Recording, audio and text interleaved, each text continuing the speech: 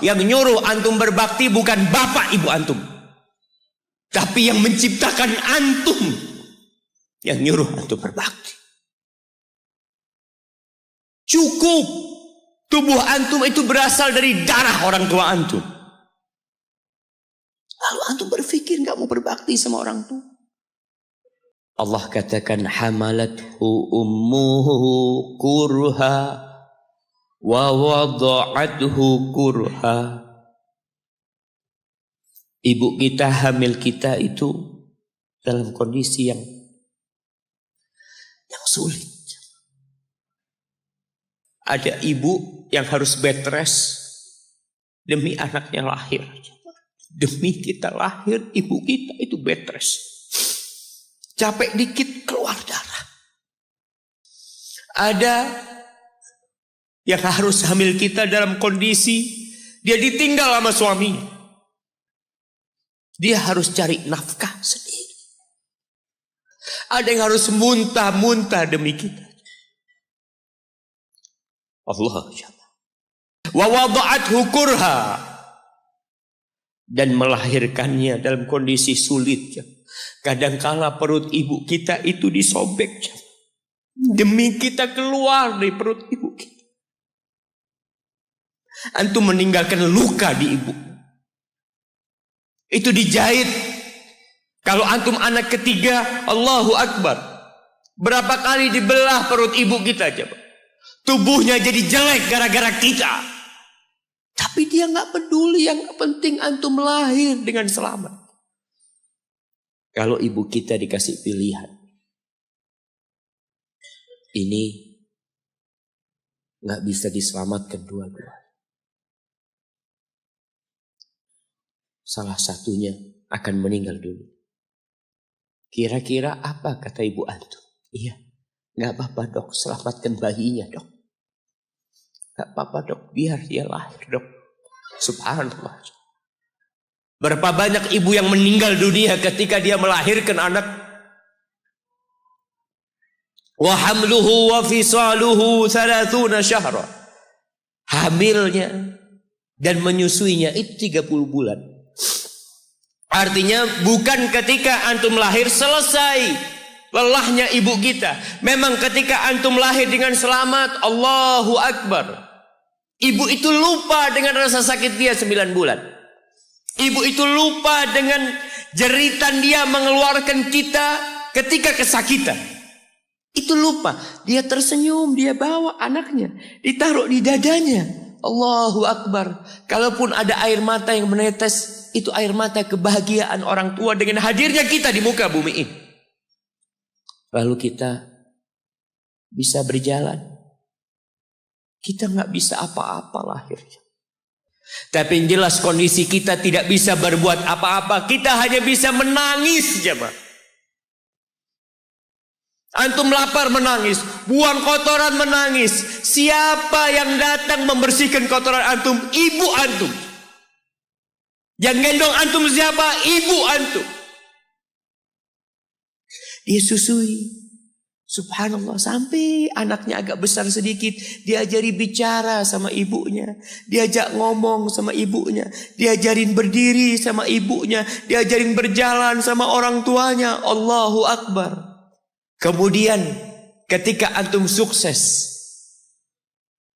antum berangkat ke luar negeri, antum berangkat ke luar kota, meninggalkan kedua orang tua antum, boleh, asalkan dengan ridho orang tua antum. Kalau ibu antum telepon, antum di Batu sini, kuliah, sampai sukses jadi pengusaha di sini. Ibu antum di kampung telepon, nah ibu ingin engkau balik ke kampung. Jangan pernah mengatakan, bu anak kerjanya di sini ibu. Saya ditugaskan di sini, tinggalkan semua pekerjaanmu, pulang ke rumah.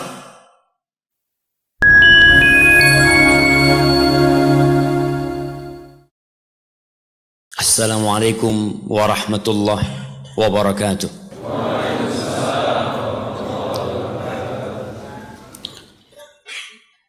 Innal hamdalillah Nahmaduhu wa nasta'inuhu wa nastaghfiruh. Sungguh segala puji hanya milik Allah. Hanya Dia yang pantas untuk dipuja dan puji. Segala kebaikan yang ada pada diri kita adalah murni karunia Allah. Segala kesuksesan yang dapat kita raih itu juga murni karena kebaikan Allah sama kita. Kita ini berada di kota Batu. Yang kita lihat banyak umat manusia menuju ke Batu. Mereka berbicara Batu itu indah. Pertanyaannya, siapa yang bikin kota Batu? Allah Jalla Jalaluh. Kita tahu tidak sah salat kita. Tidak diterima salat hamba tanpa mengatakan alhamdulillahi rabbil alamin. Hanya Allah yang kita puji. Dan selalu kita memuji Allah. Kepadanya kita minta pertolongan. Karena Dialah Al-Aziz, Al-Qawi, Al-Matin. Dialah yang ala kulli syai'in qadir. Kebanyakan kita bersandar kepada kecerdasannya. Bergantung kepada kehebatan dan kekuatannya. Lupa. Kalau la haula wa la quwata illa billah. Dan kita memohon ampun kepada Allah atas dosa-dosa yang kita lakukan.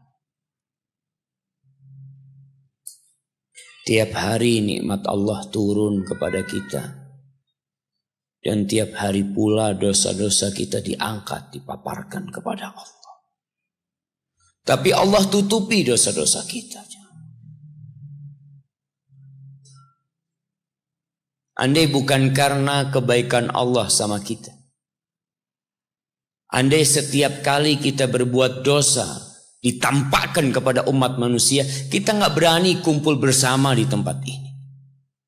Ana pun tidak akan berani duduk di depan antum di sini untuk menyampaikan sesuatu. Kalau Allah bongkar dosa-dosa. Tapi Allah tutupin. Dan Allah buka pintu taubat buat kita.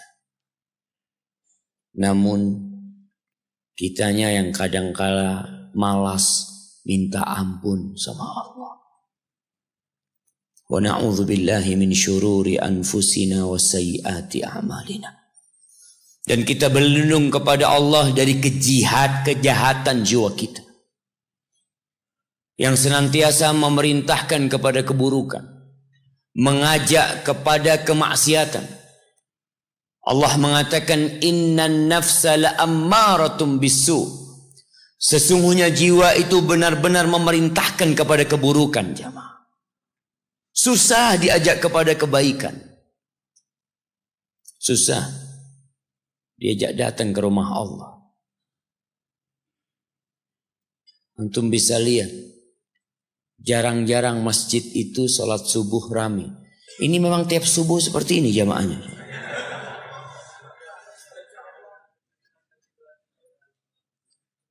Kalau masjid-masjid itu setiap subuh ramai seperti ini, tinggal sedikit lagi.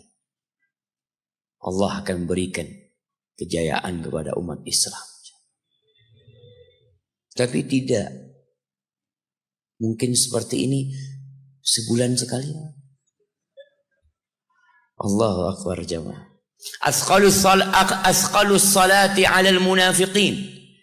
Kata Nabi SAW, salat yang paling berat buat orang-orang munafik,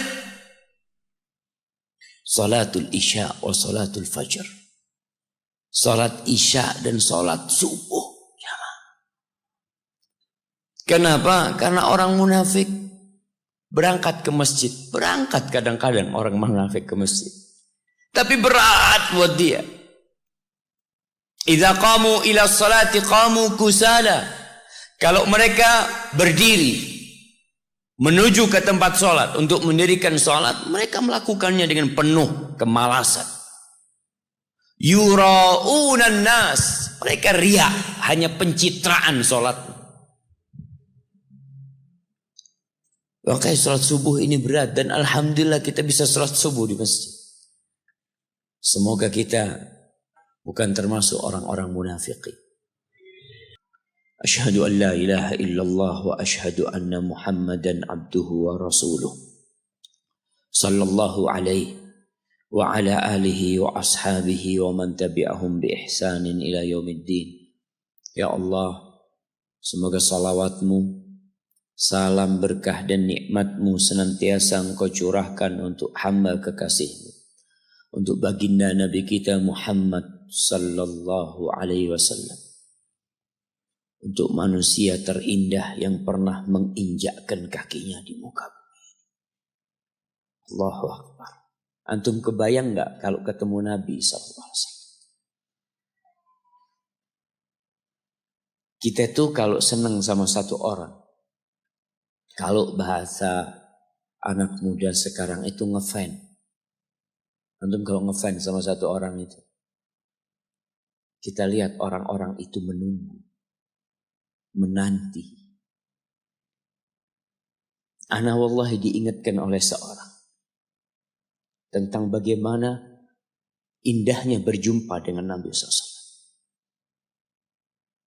Ketika itu ana di airport Jakarta. Ada satu orang, dia salaman sama ana. Dia menangis.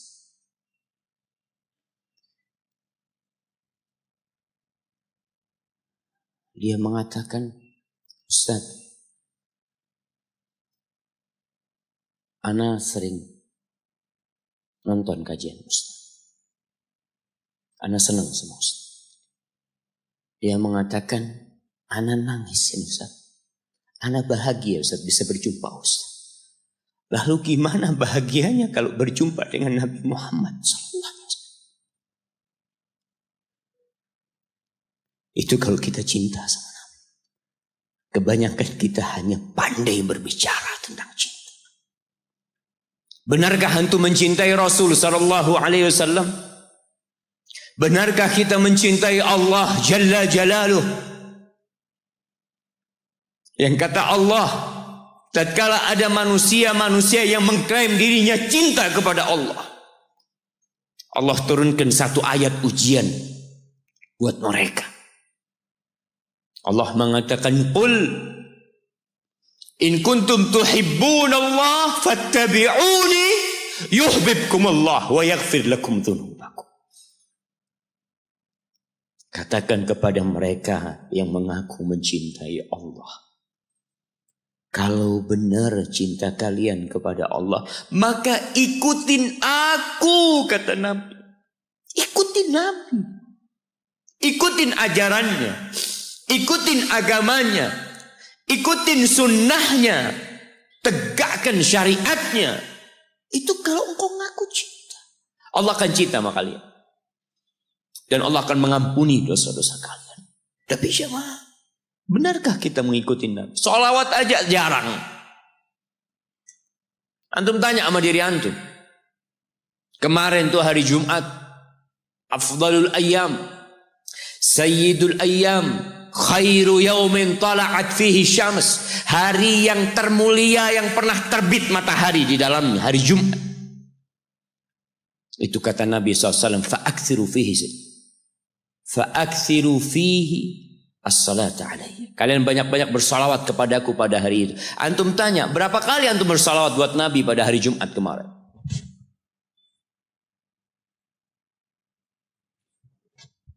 Malu kita jemaah. Yang mengaku followernya Muhammad sallallahu alaihi wasallam. Pengikutnya Nabi Muhammad SAW. Ada sebagian yang mengaku umatnya Muhammad sallallahu alaihi wasallam tapi jadi followernya Ronaldo. Antum jadi followernya orang kafir. Orang pelaku kemaksiatan. Yang punya anak-anak hasil zina. Dan antum agungkan orang itu. Wah, dia orang hebat. Subhanallah. Apa kehebatan dia sehingga antum ikuti? Antum jangan jadi orang-orang yang kata Allah, ya'lamuna zahiran minal hayatid dunya wa hum 'anil akhirati hum ghafilun. Mereka hanya tahu yang zahir dari kehidupan dunia ini dan lalai dari kehidupan akhirat. Itu antum ikuti. Sama antum seperti mereka. Maka jamaah, banyak-banyaklah bersalawat buat Nabi alaihi salatu wassalam. Nabi sih gak butuh sama salawat antum. Kalau seluruh jamaah Masjid At-Taqwa gak bersalawat, itu tidak akan mengurangi kehormatan Nabi SAW. Kalau seluruh umat Islam di muka bumi ini gak ada yang bersalawat, Allah itu sudah salawat buat Nabi. Malaikat-malaikat Allah yang jumlahnya tak terhingga, mereka itu salawat buat Nabi. Nabi SAW pernah mengatakan, Attatis sama wa huqqalaha anta it. Langit itu merintih jamaah, dan pantas langit itu merintih. Kenapa? Ma min maudi'i arba'i asabi. Tidak ada satu tempat di langit seluas 4 jari ini illa wa malakun wadhi'un jabhatahu. Kecuali di situ ada malaikat yang meletakkan keningnya. Semuanya berselawat buat Nabi. Innallaha wa malaikatahu yusalluna 'alan nabi. Allahu akbar. Sesungguhnya Allah dan para malaikatnya bersolawat buat Nabi. Allah yang menciptakan surga dan neraka. Allah yang rahmatnya meliputi segala sesuatu itu bersolawat buat Nabi. Lalu Allah panggil kita. Allah katakan, ya ayyuhalladzina amanu sallu alaihi wa sallimu taslima. Allah katakan, wahai orang-orang yang beriman. Yang gak beriman tutup telinganya.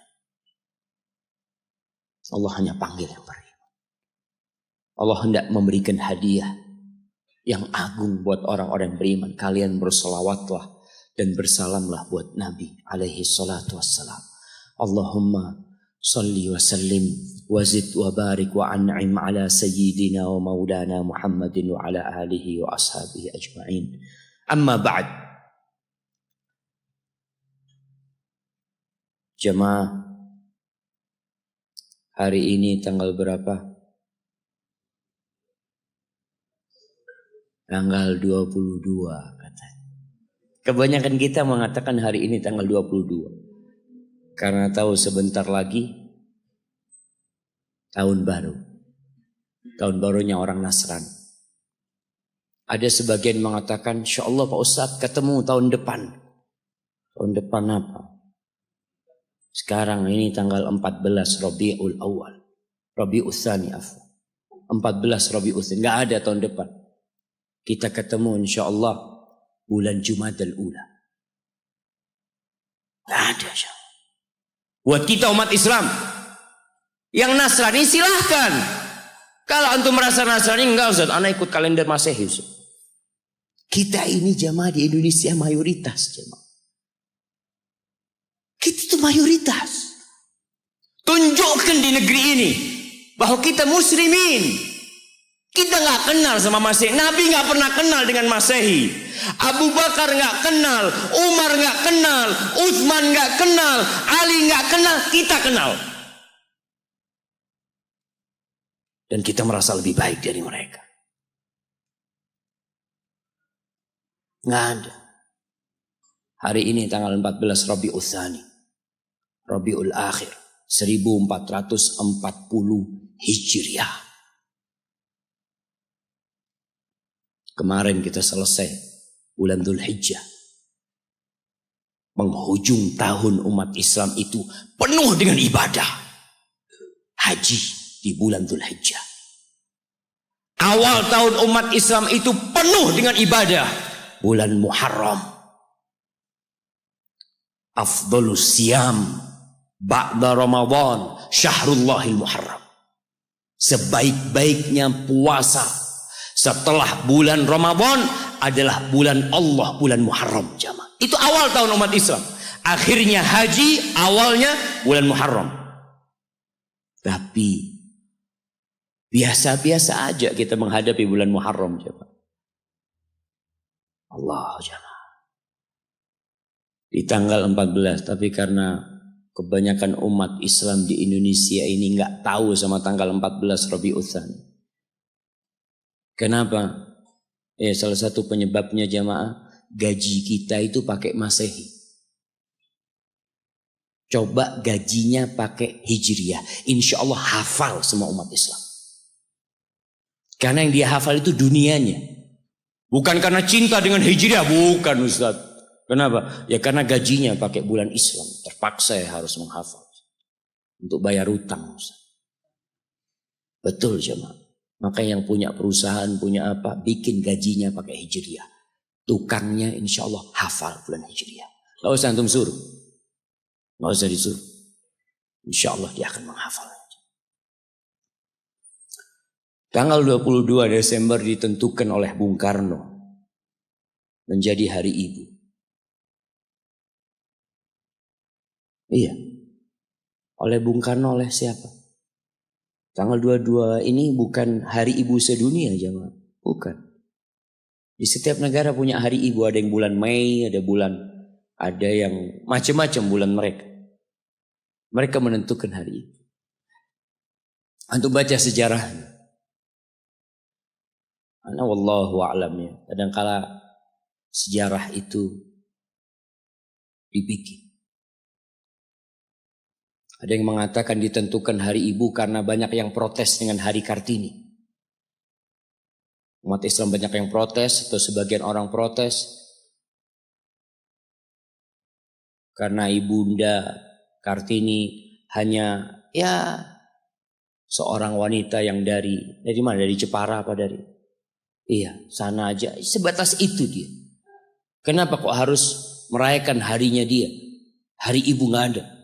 Akhirnya dibikinlah oleh Bung Karno Hari Ibu. Wallahu alam, tapi mungkin berita yang Anda baca salah.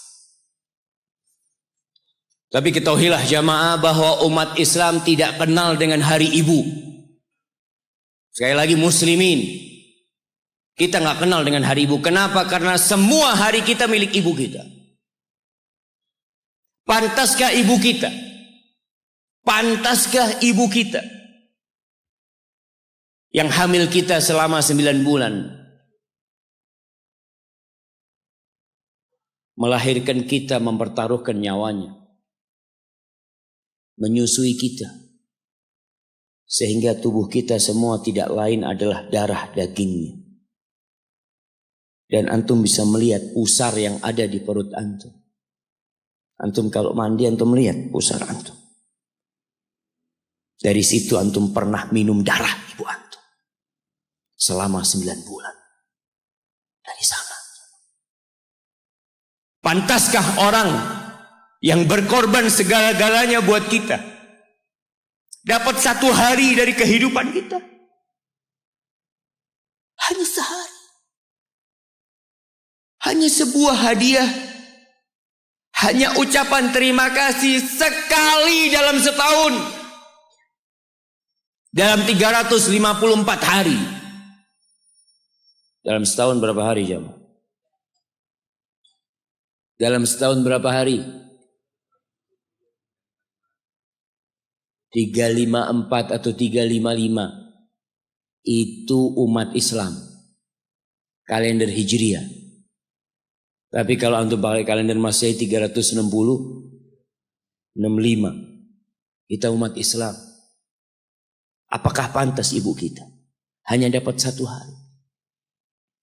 Kata Nabi SAW, "Raghima anfuh, thumma raghima anfuh, thumma raghima anfuh, qila man ya Rasulullah." Celaka itu orang, sengsara itu orang, penuh dengan debu hidungnya itu orang. Qila, siapa ya Rasulullah SAW? Siapa orang itu? Man adraka walidayhi au ahadahuma thumma lam yadkhulil jannah. Orang yang hidup bersama orang tuanya. Satu atau kedua-duanya. Dia hidup mendapatin 1 atau 2 orang tuanya masih hidup. Celaka orang ini kalau ternyata nggak bisa masuk surga dia jemaah. Jemaah.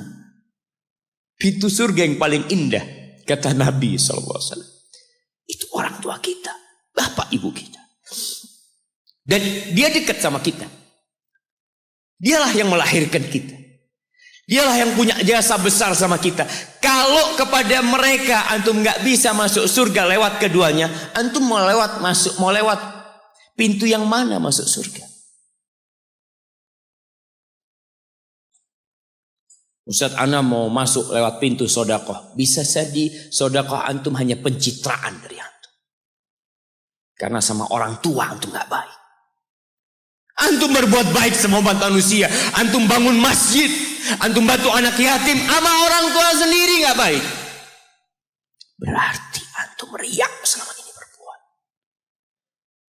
Wallahi jamaah. Kita perlu lihat. Awsatu abwabil jannah. Pernah ada seorang yang bertanya kepada Abu Darda. Dia mengatakan, ya Abu Darda, ibuku nyuruh aku menceraikan istriku. Kata Abu Darda, sami'tu Rasulullah sallallahu alaihi wasallam yaqul. Aku mendengar Rasulullah SAW bersabda, al-walid awsatu abwabil jannah. Orang tua itu pintu surga yang paling indah. Fa in syi'ta fa'adi dzalikal bab aw ihfazhu. Kalau engkau mau, engkau buang itu pintu. Kalau engkau mau, engkau jaga itu pintu. Wallahi jamaah, enggak main-main urusan berbakti sama orang tua. Sebagian umat Islam hidup dengan gaya orang-orang kafir. Memang di barat itu, ya mungkin nggak semuanya. Itu anak kalau umur 18 tahun itu sudah bebas. Dia mau berbuat apa, orang tuanya tidak bisa intervensi. Makanya kadangkala ya ada umat Islam di sana jamaah. Di Amerika. Anak punya teman, dia lagi ziarah ke rumah temannya dari Jamaika. Dia tanya, mana putrimu fulanah kemana? Kata bapaknya, nggak tahu. Sudah mau jadi pelacur, mau jadi penyanyi, mau jadi apa? Orang tua sudah tidak bisa intervensi. Itu dalam kehidupan mereka. Dan mereka juga anak-anak tidak ada kewajiban untuk memberikan nafkah kepada orang tuanya. Dalam budaya mereka selesai sudah. Sehingga banyak di sana panti jompo. Tempat orang tua dititipkan di sana. Kenapa? Karena anaknya udah hanya mengingat ibunya setahun sekali. Mengingat, nggak ada hari bapak, ada hari bapak jamaah. Ada. Belum. Ada hari bapak. Di Indonesia ada. Tanggal berapa? Anak kok nggak pernah dapat hari bapak ya?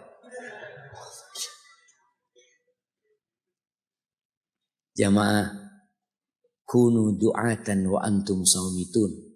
Pesan salah satu ulama mengatakan, jadilah kalian penyeru kepada Islam. Juru dakwah dalam kondisi antum diem. Nggak bicara, tapi antum pendakwah. Bingung gimana mau jadi pendakwah Ustaz kalau diem. Dikatakan bil akhlak. Dengan akhlak kalian. Ada seorang suami istri bawa ibunya. Kalau nggak salah, dari Timur Tengah sana dibawa ke Amerika. Berobat ibunya. Itu yang perempuan itu, istrinya, itu nangis terus jagain ibunya di ruang ICU. Dia nunggu di luar. Dia tungguin ibunya, suaminya kadang-kadang keluar. Perawatnya itu heran ngelihat dia ini penampilannya gak seperti biasanya di Amerika. Maka perawatnya penasaran tanya, anti kok nangis terus, kata dia. Siapa yang sakit ini. Kata perempuan itu, mertua ana, kata dia. Mertua. Anti begitu pedulinya sama mertua anti, kata dia. Ana sama ibu ana sendiri gak tahu kemana ibu ana. Ana hanya ingat sekali dalam setahun ana kirim hadiah buat ibu ana, kata dia. Lalu perempuan ini mengatakan, ana muslimah, kata aku seorang muslim. Apa itu Islam, kata dia. Diceritakan tentang Islam sama dia. Akhirnya wanita ini tertarik untuk masuk Islam. Dikasih buku, berangkat ke Islamic Center, masuk Islam jamaah. Hanya melihat akhlak seorang muslim berbakti kepada orang tuanya. Hanya melihat. Dia nggak bicara apa-apa. Ahibbati fillah.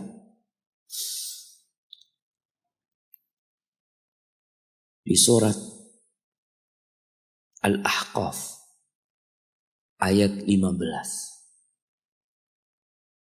Surat Al-Ahqaf ayat 15. Nanti dibaca. Karena kita itu disuruh membaca sama Allah. Iqra. Dan alhamdulillah semua bisa bawa Quran. Walaupun tidak dalam mushaf, tapi dalam HP-nya. Itu semua punya. Coba yang punya HP dibuka. Buka HP-nya. Malu kalau ada muslim punya HP, nggak ada aplikasi Al-Quran di dalam. WhatsApp ada, YouTube ada, Facebook ada, game ada. Quran ada. Quran terjemahan. Di mana Pak Ustadz? Download Quran terjemahan, subhanallah. Seharusnya pertama antum beli HP yang di-download adalah Al-Quran. Allah mengatakan, wa wassaynal insana biwalidayhi ihsana. Kata Allah, kami mewasiatkan kepada manusia, memerintahkan kepada manusia agar berbuat baik kepada kedua orang tuanya. Jadi yang nyuruh antum berbuat baik itu bukan paman antum, bukan ustadz, tapi Allah. Allah perintahkan kepada kita untuk berbuat baik sama orang tua. Walaupun orang tua antum kafir. Ada sebagian pertanyaan yang kadang-kala datang mengatakan, Ustadz, anak ini dibuang sama orang tua anak dulu, Ustadz. Anak punya bapak menceraikan ibu anak. Ibu anak akhirnya bekerja, bapak anak bekerja, anak dititipkan ke kakek dan nenek. Sekarang ketika anak sukses, bapak ibu anak ingin anak berbakti sama dia. Subhanallah, yang nyuruh antum berbakti bukan bapak ibu antum, tapi yang menciptakan antum yang nyuruh antum berbakti. Cukup tubuh antum itu berasal dari darah orang tua antum. Lalu antum berpikir gak mau berbakti sama orang tua. Yang orang tuanya jahat sama dia, merasa dizalimin sama orang tua. Orang tua anak pilih kasih Ustaz. Orang tua anak seperti ini, seperti itu. Iya, seburuk apapun orang tuamu, tetap itu orang tuamu. Dan Allah nyuruh kamu berbuat baik sama orang tua. Wallahi jamaah, ada seorang syekh cerita dalam salah satu ceramahnya, cerita tentang seorang dokter perempuan di sana, di Arab sana. Ada seorang anak lelaki bawa ibunya. Bawa ibunya masuk ke dokter ini, subhanallah. Ibunya ini gila. Anak-anak muda, belum nikah. Dia bawa ibunya. Nanti ibunya tersenyum sendiri, ketawa sendiri. Masuk ke ruang dokter itu, mejanya dokter diputerin sama ibunya. Anaknya minta maaf, ya dok, kata dia. Sekali-kali nanti ngeliat di televisi dokter itu ada gambarnya Ka'bah. Ibunya ngomong, nak, kau bukan nak ngomong, kamu bohong mat. maka kau bohong sama ibu. Katanya mau dibawa umroh ibu, kata dia. Nanti diludahin anaknya, digigit anaknya. Nanti kerudungnya ibunya terbuka, dipasangin lagi.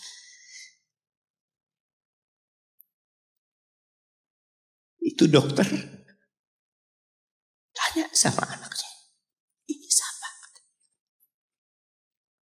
Ibu anak, kata dia. Sejak kapan dia seperti ini? Sejak lahir. Loh, terus gimana engkau bisa lahir? Iya, sama kakek ana, ibu ana dinikahkan. Tapi 10 bulan diceraikan. Ya karena seperti ini, Pak. Ana lahir dari rahim ibu ana. Dan seperti ini kelakuan. Iya, kata dia. Engkau berbakti sama dia, kata dia. Dia kan gak kenal sama engkau. Iya, dia gak tahu sama ana. Tapi Allah tahu kalau dia ibu ana, kan. Allah tahu kalau dia ibu ana. Ana harus berbakti. Ditanya, ibumu sakit apa? Ibu kena gula, kata dia. Setelah dikasih resep, itu dokter cerita, pasiennya keluar, ditutup pintunya. Dokter ini nangis. Dia mengatakan, ana sering dengar ceramah tentang birrul walidain. Ana sering mendengarkan tausiah ustaz tentang berbakti kepada orang tua. Tapi ana baru sekarang melihat kebaktian seorang anak sama orang tuanya. Ibunya gila, dia tetap berbakti sama. Dan dia mengatakan, iya ibu ana gak tahu sama ana, tapi Allah tahu kalau dia ibu ana. Dan yang ngasih wasiat supaya kita berbakti sama orang tua itu Allah, jemaah. Apapun yang dilakukan orang tua kita.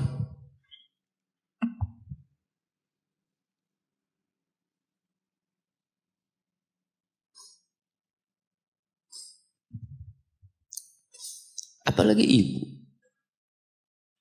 Allah katakan hamalathu ummuhu kurha wa wada'athu kurha. Ibu kita, hamil kita itu dalam kondisi yang sulit.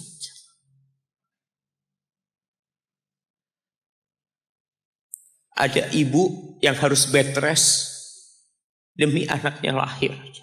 Demi kita lahir, ibu kita itu bed rest. Capek dikit keluar darah. Ada yang harus hamil kita dalam kondisi dia ditinggal sama suami. Dia harus cari nafkah sendiri. Ada yang harus muntah-muntah demi kita. Allah. Lalu kita berdiri buat ibu kita. Capek. Diceritakan seorang. Ya kita semua tahu ceritanya. Tentang 3 orang yang masuk ke dalam gua. Kemudian gua itu tertutup dengan batu yang menggelinding. Lalu mereka bertawasul dengan amal soleh mereka. Salah satunya yang mengatakan, ya Rabbi, Allahumma, ya Allah, aku punya 2 orang tua. Aku punya 2 orang tua. Yang aku senantiasa memberikan susu kepada keduanya sebelum keluarga yang lain minum susu. Dia sudah menikah, dia punya istri, punya anak. Pada suatu hari, ya Allah, aku kejauhan cari rumput. Sehingga aku balik dalam kondisi orang tua sudah tidur. Maka aku pereskan susu buat keduanya, ya Allah. Allah tahu, tapi dia mau cerita sama Allah. Dia ingin tawasul dengan amal soleh dia. Lalu aku taruh di wadah. Aku datang ke bapak ibuku, mereka tidur. Maka aku berdiri di hadapan kedua. Jamaah, bukankah bisa dia taruh di sebelah meja ibunya susu itu? Dia ambilkan meja, taruh di sana, dia bisa tidur. Dia sudah berbakti sama orang tuanya dengan seperti itu. Tapi anak ini tidak. Aku berdiri, ya Allah, aku gak ingin membangunkan keduanya. Dan aku terus berdiri, aku pegang itu susunya. Sampai mau subuh bangun, aku serahkan kepada kedua. Anak-anaknya nangis minta susu. Kata dia, "La," sampai bapak ibu aku minum. Kalian jangan minum. Kita kadang-kala sudah menikah lebih peduli sama istri kita, lebih peduli sama anak-anak kita. Nggak ada hadis yang mengatakan anak itu pintu surga, jemaah. Yang ada itu orang tua pintu surga. Kita peduli sama anak-anak kita. Beli oleh-oleh buat istrinya. Ditelepon istrinya mau apa, kepingin apa. Pernahkah engkau telepon ibumu? Tanya, "Umi kepingin apa, Umi? Ana lagi dalam perjalanan, Umi." Jamaah, itu anak, Masya Allah, dia berdiri. Kenapa dia kuat, jamaah? Karena dia tahu Allah yang nyuruh dia berbakti. Mungkin tidak ada yang melihat berdirinya dia, tapi Nabi ceritakan berdirinya dia. Dari malam jamaah sampai pagi. Berapa jam dia ingat, ibuku hamil aku 9 bulan. Capek. Ana semakin tahu dengan tugas besar seorang ibu dan pengorbanan seorang ibu setelah Ana menikah. Setelah Ana tahu bagaimana istri Ana hamil. Ketika dia harus tidur gak enak, makan muntah.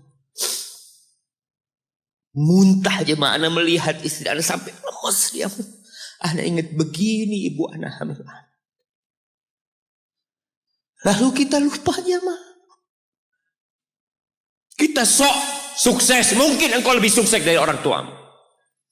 Tapi kalau nggak ada bapak ibu, engkau nggak akan pernah lahir di muka bumi. Allah ceritakan ibunya hamil dia. Wa wada'athu kurha. Dan melahirkannya dalam kondisi sulit. Kadangkala perut ibu kita itu disobek. Demi kita keluar dari perut ibu kita. Antum meninggalkan luka di ibu. Itu dijahit. Kalau antum anak ketiga, Allahu Akbar. Berapa kali dibelah perut ibu kita coba. Tubuhnya jadi jelek gara-gara kita. Tapi dia gak peduli, yang penting antum lahir dengan selamat. Kalau ibu kita dikasih pilihan, ini gak bisa diselamatkan dua-dua. Salah satunya akan meninggal dulu. Kira-kira apa kata ibu antum? Iya, gak apa-apa dok, selamatkan bayinya dok. Gak apa-apa dok, biar dia lahir dok. Subhanallah. Berapa banyak ibu yang meninggal dunia ketika dia melahirkan anak. Wa hamluhu wa fisaluhu 30 syahra. Hamilnya dan menyusuinya itu 30 bulan. Artinya bukan ketika antum lahir selesai lelahnya ibu kita. Memang ketika antum lahir dengan selamat, Allahu Akbar. Ibu itu lupa dengan rasa sakit dia 9 bulan. Ibu itu lupa dengan jeritan dia mengeluarkan kita ketika kesakitan. Itu lupa. Dia tersenyum, dia bawa anaknya, ditaruh di dadanya. Allahu Akbar. Kalaupun ada air mata yang menetes, itu air mata kebahagiaan orang tua dengan hadirnya kita di muka bumi ini. Lalu kita bisa berjalan. Kita gak bisa apa-apa lahirnya. Allah rekam kebaikan ibu kita. Kita disusui sama ibu kita. Berapa bulan? 2 tahun. 24 bulan disusui. Mungkin ada yang kurang, mungkin ada yang lebih. Tapi yang jelas kondisi kita tidak bisa berbuat apa-apa. Kita hanya bisa menangis jemaah.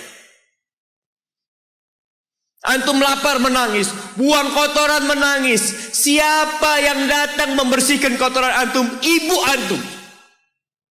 Yang gendong antum siapa? Ibu antum. Dia susui. Subhanallah, sampai anaknya agak besar sedikit, diajari bicara sama ibunya, diajak ngomong sama ibunya, diajarin berdiri sama ibunya, diajarin berjalan sama orang tuanya. Allahu Akbar. Kemudian ketika antum sukses, antum berangkat ke luar negeri, antum berangkat ke luar kota, meninggalkan kedua orang tua antum, boleh, asalkan dengan ridho orang tua antum. Kalau ibu antum telepon, antum di Batu sini, kuliah, sampai sukses jadi pengusaha di sini. Ibu antum di kampung telepon, nah ibu ingin engkau balik ke kampung. Jangan pernah mengatakan, Bu, anak kerjanya di sini, Ibu.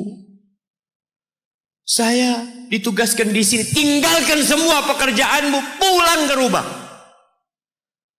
Ustaz, gimana dengan istri dan anak-anak? Yang ngasih makan istri sama anak-anak antum itu Allah Jalla Jalla. Bawa pulang ke kampung. Hidup sama ibu antum. Jamaah, ada seorang sahabat yang izin untuk berjihad.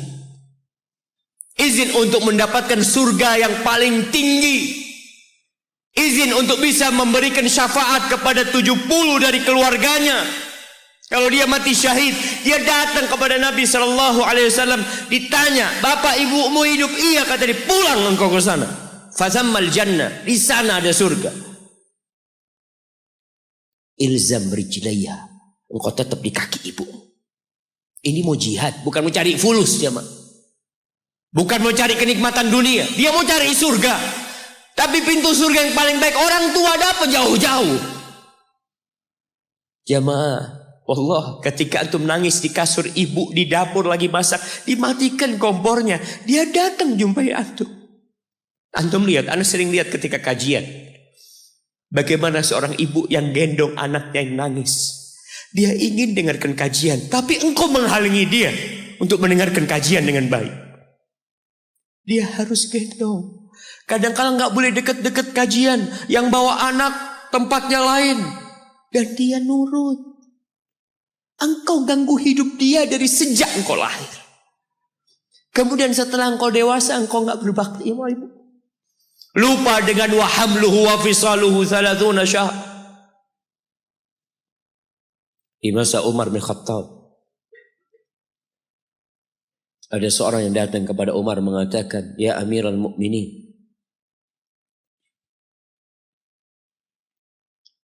aku ini jadi kendaraan buat ibu. Aku ini yang membersihkan kotoran ibu. Dan aku palingkan wajahku. Ibuku sudah lumpuh, gak bisa apa-apa.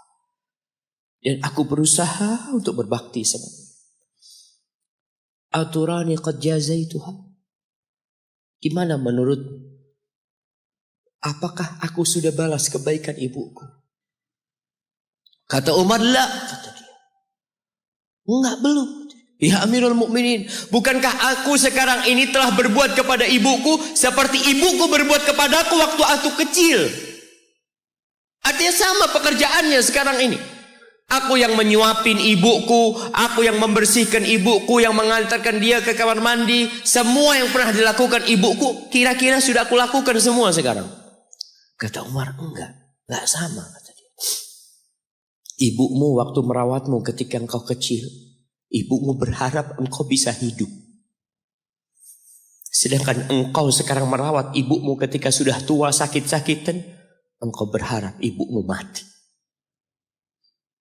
Allah, iya, kita kadang-kadang merasa lelah merawat ibu yang sudah tua. Merasa kadang-kadang, ya Allah, kalau ibu ini meninggal insya Allah lebih baik. Antum mau istirahat. Allah, iya, belum. Suatu hari tatkala Abdullah bin Umar tawaf, ada seorang yang menggendong ibunya. Sambil dia bersenandung mengatakan, inni anal ba'iru hal mudhallalu in udhirat rikabuha lam udhar. Aku ini adalah tunggangan ibuku yang taat dan patuh. Kalau tunggangan-tunggangan lain itu dikagetin, kaget.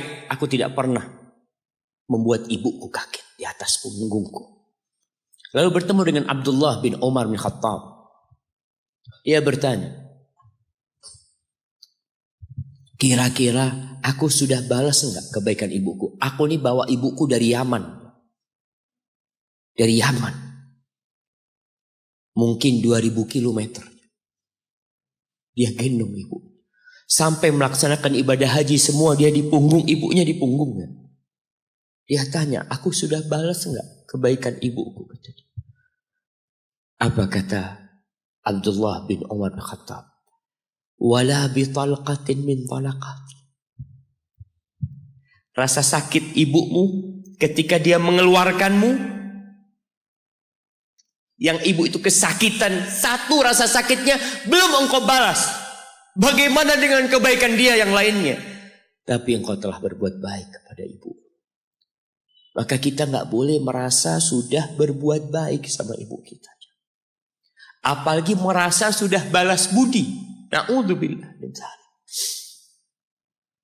Lalu Allah ceritakan kondisi manusia. Tetap kita masih di surat Al-Ahqaf ayat 15.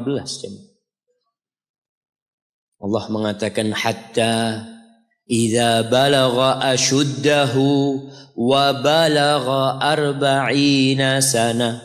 Sampai ketika manusia ini mencapai masa mudanya, masa kuatnya, sampai umur 40 tahun, orang ini berkata, qala rabbi auzi'ni an ashkura ni'mataka allati an'amta alayya wa ala walidayya wa an a'mala salihan tardah wa aslih li fi dhurriyyati inni tubtu ilaika wa inni minal muslimin. Ini doa yang dianjurkan dibaca kalau orang umurnya 40 tahun. Kebanyakan kita 40 tahun juga nggak baca doa ini. Kenapa? Kita kurang peduli dengan ajaran agama kita.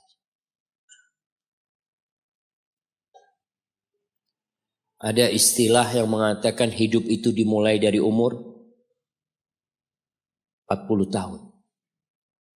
Iya, para nabi itu diutus ketika umur 40 tahun. Tapi 40 tahun pakai hitungan hijriyah. Antum kebanyakan kelewatan. Kalaupun antum baca biasanya pakai kalender Masehi. Apa yang dibaca ketika umur 40 tahun? Biasanya orang umur 40 tahun ini sudah mapan hidupnya. Sudah punya istri, sudah punya anak, sudah punya usaha. Ada yang sebelum itu sudah mapan. Tapi kebanyakan 40 tahun itu ya rata-rata lah. Mereka udah mapan hidup. Orang ini berdoa mengatakan, Rabbi, wahai Rabbku. Jamaah, kebanyakan doa para nabi dalam Al-Quranul Karim itu memakai nama Allah Ar-Rabb, Rabbana, Rabbi. Para ulama menjelaskan karena kalimat Rabb ini menunjukkan kalau antum itu milik Allah. Rabbi, engkau yang memiliki aku ya Allah. Engkau yang memiliki segala-galanya. Auzi'ni an ashkura ni'mataka allati an'amta alayya. Bantulah hamba ya Allah untuk mensyukuri nikmat yang kau berikan kepada hamba wa ala walidayya, dan kepada kedua orang tua hamba. Ingat dia sama orang tuanya. Ingat. Kebanyakan orang lupa nih, dalam Islam umur 40 tahun harus lebih ingat sama orang tua. Jamaah, kalau antum jenderal bintang 4, kalau antum seorang gubernur atau seorang raja atau seorang presiden pun, ketika antum berhadapan sama bapak ibu antum, pangkat antum tetap anak. Mungkin orang tua antum gak lulus SD. Mungkin gak pernah mengenyam bangku kuliah. Antum mungkin dokter, mungkin profesor. Orang yang dihormatin orang, jangan minta penghormatan dari bapak dan ibumu. Engkau yang harus menghormatin keduanya. Maka diingatkan orang umur 40 tahun, ingat sama orang tuanya. Antum lihat, di mana antum campakkan orang tua antum. Di mana antum tinggalkan orang tua antum. Ridallah fi ridal walidain. Keridhaan Allah bergantung kepada keridhaan orang tua kita. Wa sukhtullah fi sukhtil walidain. Dan kemurkaan Allah bergantung dengan kemurkaan kedua orang tua kita. Wa an a'mala salihan tardah. Bantulah hamba untuk beramal soleh yang kau ridhain. Wa aslih li fi dzurriyyati. Dan perbaiki aku di anak keturunanku ya Allah. Jamaah, balasan untuk orang yang berbakti kepada orang tuanya kontan Allah bayar di dunia sebelum di akhirat. Balasan buat orang yang durhaka sama orang tuanya kontan nih dibayar di dunia sebelum di akhirat. Ma min dzambin ahaqqu an yu'ajjilallahu lahul uquba fid dunya ma'a ma yudakhiru lahu fil akhirah minal baghi wa qati'atir rahim wa fi riwayah wal uquq. Tidak ada dosa yang lebih pantas untuk dibalas di dunia sebelum di akhirat nanti daripada kezaliman dan kedurhakaan kepada orang tua. Jadi kalau bicara berbakti sama orang tua, itu bukan kita ngasih tahu sama anak kita, nah kamu harus berbakti sama orang tua, nah kamu harus seperti ini kepada orang tua. Nggak perlu. Anak-anak itu perlu contoh dari bapak dan ibu. Berikan contoh, dia akan berbakti. Ingat seorang anak yang dia tinggal sama bapaknya. Bapaknya tinggal sama dia. Bahasanya bapaknya tinggal sama dia. Berarti bapaknya ikut dia. Bukan dia yang ikut bapak. Sudah tua bapak. Istrinya kurang suka sama bapak. Ya udah tua ngerepotin. Akhirnya istrinya usul. Gimana kalau bapak ditaruh di atap? Jadi rumah itu ada atap, ada kamar biasanya di sana di Arab sana. Akhirnya si suami nurutin istri. Mengatakan, ayah keberatan enggak kalau tinggal di atas? Oh enggak apa-apa nak, yang penting kau seneng nak. Bayangkan. Wallahi orang tua kita itu. Yang penting anaknya bahagia. Akhirnya dipindah ke atas. Tiap hari bapaknya ini dikirimin pakai piring dari plastik. Plastik apa seng nggak lupa. Kirimin ke atas makan ya. Nanti bajunya dicuci. Pokoknya nggak kumpul sama cucu-cucunya aja. Seakan-akan diasingkan di sana. Sampai meninggal dunia. Sudah meninggal, selesai. Orang itu kalau orang tua yang meninggal selesai sudah beban hidup dia. Padahal itu pintu surga yang sudah ditutup buat antum. Maka sebagian ulama ketika ibunya meninggal menangis. Ditanya, kenapa engkau menangis seperti ini, kata dia. Gimana aku tidak menangis, pintu surga terbaik udah tertutup buat aku, kata dia. Udah selesai. Aku belum berbakti sama dia sudah meninggal. Akhirnya ketika meninggal dikubur, bapak anaknya ini mau bersih-bersih kamar bapaknya bersama anak dia. Bersih-bersih sudah dimasukin kantong hitam ya, macam-macam. Ketika piring tempat anaknya ini ngirim makanan buat bapaknya, mungkin cucunya juga ngirim buat bapaknya, mau dibuang, kata anaknya, ayah jangan ayah, buat aku ayah. Kenapa nak? Buat apa piringnya? Iya ayah, nanti kalau ayah sudah tua, aku akan pakai ini buat ayah. Anaknya anak kecil nggak tahu apa-apa aja. Dia pikir itulah berbakti sama orang tua. Dia ingin mengulangi apa yang dia lihat, dia ingin praktekkan sama bapak. Bukan karena dia ingin durhaka, bukan. Karena dia berpikir itulah kebaktian jemaah. Ketika si anak ini melihat anaknya mengatakan itu, dia nangis dia jemaah. Dia ciumin baju bapaknya yang ada di sana. Selesai sudah jamaah. Selesai. Pintu surga itu sudah ditutup buat antum. Maka nggak perlu antum kasih ceramah anak antum tentang berbakti. Antum minta sama Allah, perbaikin di anak keturunanku ya Allah. Iya. Agar mereka berbakti, bermanfaat. Buat kedua orang tuanya, buat negeri ini, buat agamanya. Tapi tidak hanya dengan omongan. Kalau seorang ayah suka duduk sama ibunya, pijetin kaki ibunya. Antum suka ambilin sandal buat bapak antum. Kadang-kala kan orang kalau pakai sandal masuk rumah itu sandalnya ngadep ke rumah. Antum suka belokin. Antum keluar dari masjid, sandal bapak antum lurusin. Antum gak usah suruh anak antum melakukan itu sama antum. Dia akan lakukan itu sendiri. Birrul walidain, berbakti kepada ibu khusus. Itu bukan ceramah yang disampaikan. Bukan pidato yang disampaikan oleh seorang orator. Enggak. Tapi sesuatu yang kita praktekkan dalam kehidupan. Inni tubtu ilaika wa inni minal muslimin. Ya Allah, aku taubat ya Allah. Aku mohon ampun kepadamu. Aku termasuk orang-orang yang berserah diri kepadamu. Jamaah, man ahqun nas bi husni sahabat.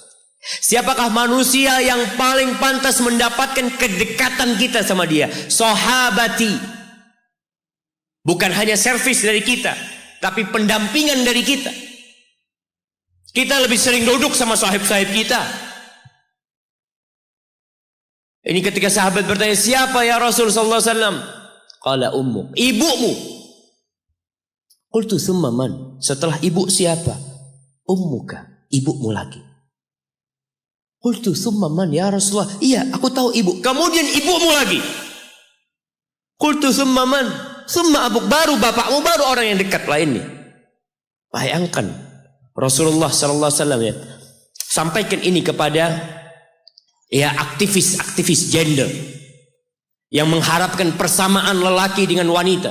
Di dalam agama kita wanita diletakkan 3 kali di atas laki-laki dalam kebaktian. Bukan sama bapak, tidak. Maka bapak jangan pernah iri ketika melihat anaknya lebih cinta sama ibunya, lebih berbakti sama ibunya, karena itu syariat Allah Jalla Jalaluh. Iya, kita tetap berbakti sama bapak kita. Tapi ibu kita, kenapa kok ibu 3 kali? Bapak tidak ikut hamil. Rasa lelah ibu tidak pernah dirasakan bapak. Bapak tidak ikut melahirkan. Dia tidak pernah merasakan rasa sakit melahirkan. Bapak tidak pernah menyusuin. 3 ini pekerjaan ibu. Sehingga ibu dikasih tempat yang lebih tinggi. Bihusni sahabati. Dengan pendampingan kita. Dengan kebaikan kita. Ibu kita. Maka berusahalah jamaah untuk sering-sering kumpul sama ibunya. Tadi kalau antum keluar kota, Masya Allah jamaah, Anda bertemu dengan seorang lelaki yang sudah tua dia. Hampir 60-an. Ketemu di pesawat dari Jember ke Surabaya. Dia datang, dia cium tangan anak ngomong, Afwan kata dia. Anak yang lebih pantas cium tangan antum, anak ngomong. Dia cerita, Ustaz. Anak itu sering dengar ceramah Ustaz, tapi nggak peduli. Sampai suatu hari, anak dapat kiriman video tentang berbakti sama ibu. Anak punya ibu sudah 70 tahun, Ustaz. Ada di Jember. Anak kejar di Jakarta. Anak ingin ibu ke Jakarta, ibu nggak tahan, ibu minta di Jember. Anda minta ridhonya, ibu ridho, anak tetap kerja di Jakarta. Anak dulu pulang Ustaz, ya kalau ada acara, ada yang menikah, Idul Fitri, Idul Adha pulang. Tapi sekarang sejak anak mendengar ceramah Ustaz tentang berbakti sama ibu, anak sebulan 3 kali pulang ke Jember. Ustaz. Duit bisa dicari, tapi ibu kalau mati, antum akan menyesal. Antum gak bakal ketemu lagi. Akan datang satu saat antum hanya ingin melihat wajah ibu antum. Gak ada lagi. 3 kali dia jamaah. Jangan takut duit antum habis untuk berbakti sama ibu. Jangan berpikir kalau uang untuk beli tiket terus Ustaz habis. Ya Allah, antum gak percaya sama Allah.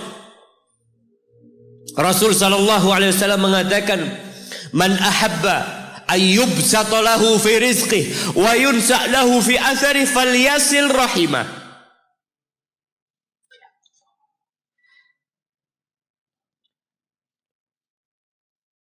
Barang siapa yang ingin rizkinya diluaskan, barang siapa yang ingin umurnya dipanjangkan, apa yang dia lakukan?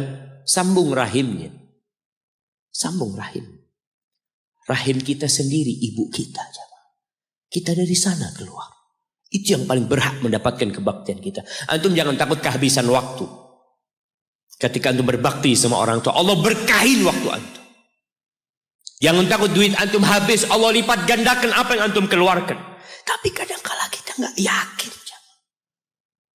Kita berpikir hitung-hitungan, aduh anak kalau ngasih orang tua berangkat pulang berapa, kalau dihitung aduh nggak masuk Ustaz hitungannya.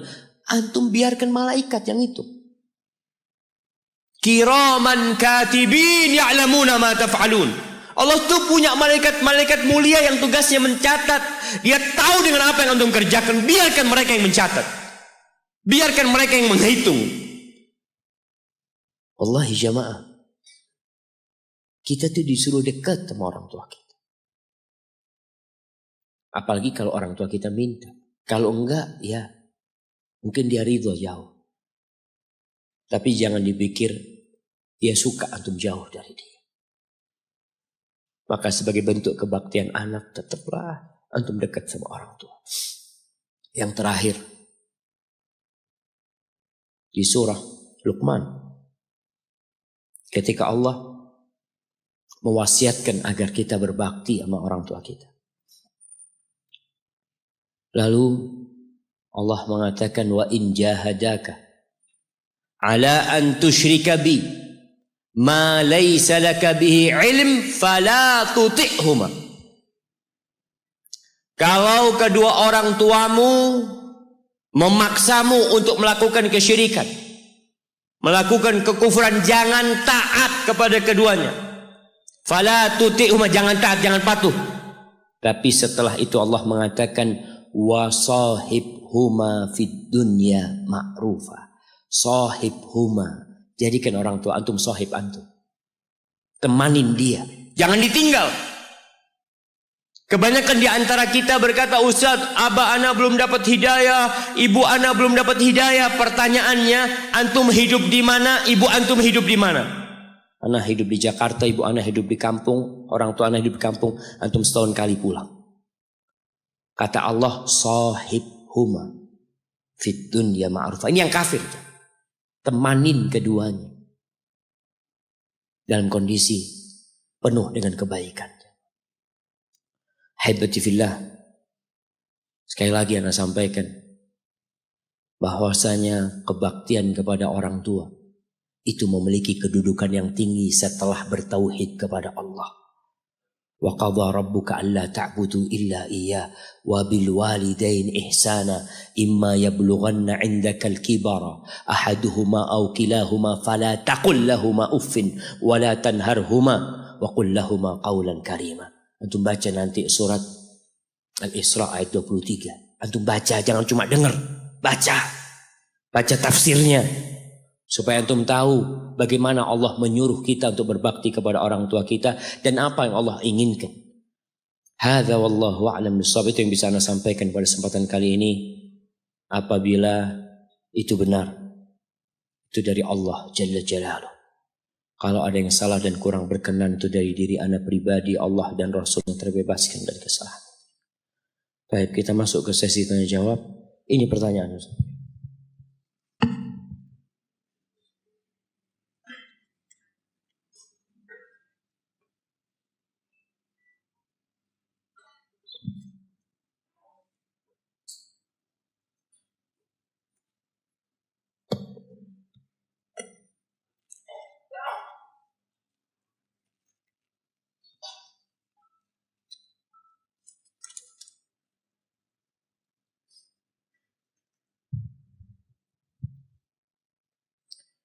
Bagaimana sikap seorang istri yang suaminya sudah mengenal manhaj salaf, tapi ibunya si istri menginginkan anaknya berislam yang biasa-biasa saja seperti kebanyakan orang. Jika istri mengikuti suaminya, bapak ibunya membenci anaknya. Jamaah, kita ini Islam jangan yang aneh-aneh lah. Jangan yang biasa-biasa aja. Gimana Islam? Islam yang standar. Islam itu ada standarnya. Jangan dikurangin, jangan ditambahin. Yang berlebih-lebihan menyimpang. Yang kurang juga menyimpang. Terus gimana Islamnya? Itu sudah seperti Islamnya Rasulullah SAW. Pada waktu itu, di surat Al-Baqarah, ketika Allah menceritakan tentang orang-orang munafikin. Orang munafik itu ada jamaah yang sholat di belakang Nabi. Jadi makmumnya Nabi SAW. Munafik jadi makmumnya Nabi. Jangan dipikir yang hadir di masjid ini semuanya Islam beneran jamaah. Di masjid Nabi aja pentolan orang-orang munafikin ada. Wa idza qila lahum aminu kama amanan nas. Apabila dikatakan kepada mereka, berimanlah kalian seperti berimannya manusia. Itu biasa-biasa aja lah. Seperti berimannya para sahabat Nabi. Gak usah neko-neko Islamnya. Aminu kama amanan nas. Siapa manusia yang ada pada waktu itu? Para sahabat Nabi. Apa kata orang-orang munafikin? Qalu anu'minu kama amanas sufaha. Apakah kita mau beriman seperti berimannya orang-orang tolol? Wallahi mereka mengklaim Islamnya para sahabat, Islamnya orang-orang tolol. Orang-orang goblok. Anu'minu kama amanas sufaha. Safih ini bukan jahil lagi jamaah. Sudah di atasnya jahil. Ala innahum humus sufaha walakin la ya'lamun. Kebanyakan mereka itulah orang-orang bodoh. Orang-orang goblok kata Allah. Allah yang mengatakan. Tapi gak tahu, gak sadar mereka. Jadi anti Islamnya yang biasa-biasa aja. Yang standar. Standarnya qala Allah, qala Rasul yang diamalkan sama sahabat Nabi. Selesai. Jangan ditambahin, jangan dikurangi. Bagaimana sekarang menyikapin orang tua? Bagi para orang tua yang telah menikahkan putrinya, jangan intervensi di rumah tangga putrinya. Ketika orang tua menikahkan putrinya, dia jabat tangan menantunya, calon menantunya. Lalu dia bersyahadat, lalu dia bertahmid memuji Allah, lalu mengatakan, ya fulan ibn fulan, uzawwijuka ala ma amarallahu bihi min imsakin bima'rufin aw tasrihim bi ihsan. Ya fulan bin fulan zawwajtuka wa ankahtuka binti fulana bimahar mi'at alaf rubbiyah halan. Ketika orang tua mengatakan itu, lalu menantunya menyambut qabil tu, selesai sudah. Ada peralihan tanggung jawab. Engkau serahkan putrimu kepada dia. Surga dan neraka itu perempuan di suaminya sekarang. Rasulullah SAW mengatakan kepada seorang sahabat wanita ketika datang ke rumahnya, lalu ditanya, adzatu zaujin anti? Apakah kamu punya suami? Iya ya Rasulullah SAW. Gimana sikapmu kepada suamimu? La aluhu illa ma'ajiz. Aku tidak pernah tidak melayani dia kecuali yang aku tidak mampu. Lalu Nabi SAW mengatakan, unduri aina anti lahu, fa innama huwa jannatuki aw naruki. Engkau lihat bagaimana sikapmu kepada istrimu. Dia itu kepada suamimu. Bagaimana sikapmu kepada suamimu. Dia itu surgamu atau nerakamu. Jadi seorang wanita setelah menikah tetap wajib berbakti kepada orang tuanya dengan batasan-batasan. Kenapa kok ada batasannya? Karena dia sudah jadi istri orang. Yang dia tidak boleh keluar rumah kecuali izin sama suaminya, bukan sama bapak atau ibu. Kalau ibunya bilang, nah ibu kepingin kamu di sini, apakah antum bisa keluar tanpa izin suami? Nggak bisa perempuan. Katakan, iya ibu, ana mau izin sama suami. Mudah-mudahan boleh ibu. merayu suaminya ketika nggak boleh karena suami ada acara, telepon ibunya, ibu mohon maaf ibu, nggak bisa ibu. Bapaknya ambil telepon. Nah, kamu kok jadi anak durhaka sekarang setelah menikah? Sampaikan kepada ayah, bukankah ayah yang nyerahkan aku sama dia? Ayah yang nyerahkan aku sama dia.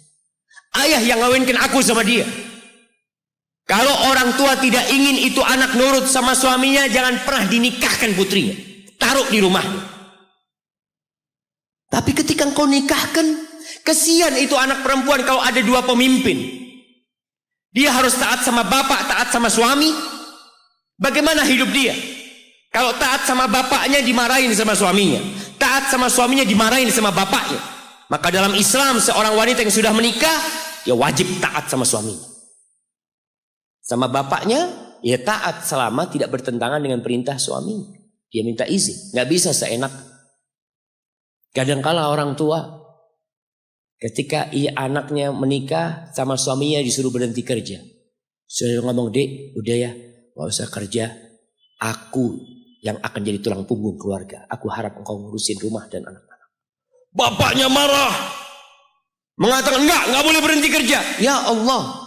Seharusnya engkau tidak nikahkan itu perempuan. Taruh di rumahnya, suruh kerja. Tapi ketika engkau sudah nikahkan, dia punya kehidupan sendiri. Dia punya suami. Dia punya anak-anak. Maka pedulilah jemaah dengan masalah ini. Jadi Islamnya yang biasa-biasa aja. Jangan berlebihan kemudian menjadi radikal. Dan jangan kurang sehingga menjadi liberal. Jadilah Islamnya Islam pertengahan. Pertengahan itu ya Islamnya Nabi SAW. Jangan merasa Islam Indonesia lebih baik dari Islamnya Nabi. Oh, kita punya Islam model baru Ustaz, lebih bagus dari Islam yang ada di Arab. Yang ada di Arab itu Nabi loh. Yang ada di Arab itu Abu Bakar, Umar, Utsman, Ali. Jangan merasa lebih baik. Oh, Islam di tempat kita lebih santun. Lebih santun Nabi daripada kita. Allah tahu di mana nabinya diutus, bukan dari orang Indonesia, dari orang Arab. Allahu a'lamu haitsu yaj'al risalata. Kita nggak usah neko-neko, Islamnya biasa-biasa aja, biasa-biasa aja. Nggak usah Islam Malang, Islam Jawa, Islam Sumatera, jadi Islam Nusantara nantinya. Jadilah Islam biasa, Islam biasa. Kita ini satu saudara, jangan mau dikecilkan umat Islam. Kita ini sama Islam Australia sama Islam yang ada di Amerika sama Islam yang ada di Afrika sama. Mereka satu saudara. Dan Islam kita adalah Islamnya Rasulullah SAW. Islamnya para sahabat Nabi. Cukuplah. Gak usah embel-embel itu sehingga mengkotakkan umat Islam. Walaupun Ustaz ini ada mungkin salah paham Ustaz. Iyalah, kita Islamnya Islam yang biasa-biasa. Maka kalau anti tanya sama orang tua, iya ibu aku mau Islam yang biasa-biasa. Ketika ditanya, antum kok sekarang pakai jilbab panjang? Iya, biasanya istri Nabi pakai kayak gini. Iya, sampaikan biasa, ini nggak aneh bu, ini biasa. Kalau bicara kebanyakan manusia jamaah, Allahu Akbar. Di beberapa tempat itu, terus terang jamaah, di beberapa kampung yang aneh itu sedih. Sampai pernah satu teman berangkat ke ustadz yang ada di sana. Ada pesantren dekat sungai. Itu jamaah masyarakat kampung kalau mandi di sungai telanjang. Biasa. Mau ikut Islam yang biasa kayak itu. Itu datang teman ini ke ustadznya. Ustadz, bukankah ini sesuatu yang dibenci sama Allah? Ustadznya tahulah ilmunya. Atau iya, memang nggak boleh sebenarnya. Tapi ya gimana, udah biasa orang-orang kayak gitu. Oh, kalau biasa dibiarkan. Itu yang terjadi, rusak agama Allah ini akhirnya jamaah.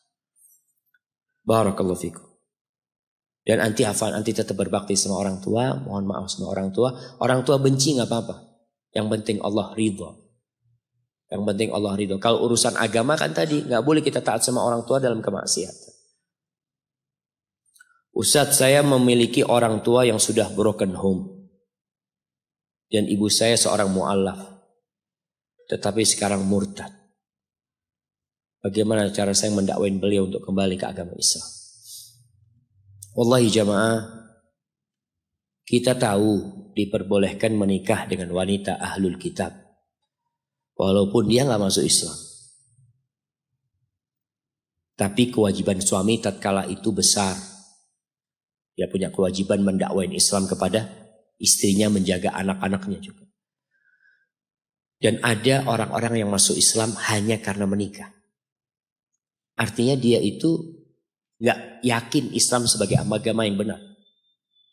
Sehingga tatkala dia cerai, akhirnya kembali kepada agamanya. Dan na'udzubillah, hati-hati dengan media. Ana baca media, ada banyak yang merusak hati. Ada fulana murtad. Kemudian dia bangga menjadi seorang murtad. Na'udzubillah min dzalik. Dan ini media banyak setan. Ingin menampilkan yang buruk menjadi indah. Yang dusta menjadi jujur. Itu media. Maka sekarang tugas antum ketika ibu antum murtad, antum harus tetap berbakti. Caranya gimana? Wasahibhuma. Ingat, sahibhuma. Di sini antum harus dekat sama ibu. Harus menemani ibu. Soalnya kalau jarang-jarang ketemu ibu, susah. Tapi kalau bisa tinggal dekat sama ibu. Tiap hari ketemu sama ibunya. Tunjukkan keindahan Islam. Sampaikan kepada ibunya tentang agama Allah ini. Abu Hurairah itu punya ibu yang Nasrani. Ibunya Abu Hurairah Nasrani. Ikut hijrah ke Madinah. Hidup bersama Abu Hurairah. Itu subhanallah, di rumah kelakuan ibunya na'udzubillah min dzalik. Suka mencaci Nabi Muhammad sallallahu alaihi wasallam. Tapi Abu Hurairah dengan akhlaknya dia terus berbuat baik. Disakiti sama ibunya. Dia datang kepada Nabi SAW. Nabi berpesan, tetap berbakti sama ibumu. Sampai suatu hari dia mendengarkan kata-kata yang buruk dari ibunya. Nggak tahan Abu Hurairah ini. Kata-kata buruk mencela Nabi Muhammad SAW. Abu Hurairah keluar dari rumah. Dia datang menjumpai Nabi SAW. Ya Rasulullah. Ud'ullaha li ummi Abi Hurairah. Wahai Rasul. Doakan buat ibunya Abu Hurairah. Nabi angkat tangan mengatakan. Allahumma hdi umma Abi Hurairah. Allahumma hdi umma Abi Hurairah. Allahumma hdi umma Abi Hurairah. Ya Allah, berikan hidayah kepada ibunya Abu Hurairah. Abu Hurairah pulang. Ketika dia ketuk pintu memasuk rumah, kata ibunya, ala rislik, tunggu dulu. Tunggu dulu kok. Ibunya lagi mandi. Selesai mandi, dibukakan oleh ibunya. Abu Hurairah masuk. Ibunya mengatakan, asyhadu an la ilaha illallah wa asyhadu anna Muhammad Rasulullah. Antum melihat bagaimana dahsyatnya doa. Hanya jarak berapa menit antara Abu Hurairah pergi dalam kondisi ibu yang mencaci maki, Rasulullah SAW balik sudah masuk Islam. Maka antum berbakti dan antum terus berdoa.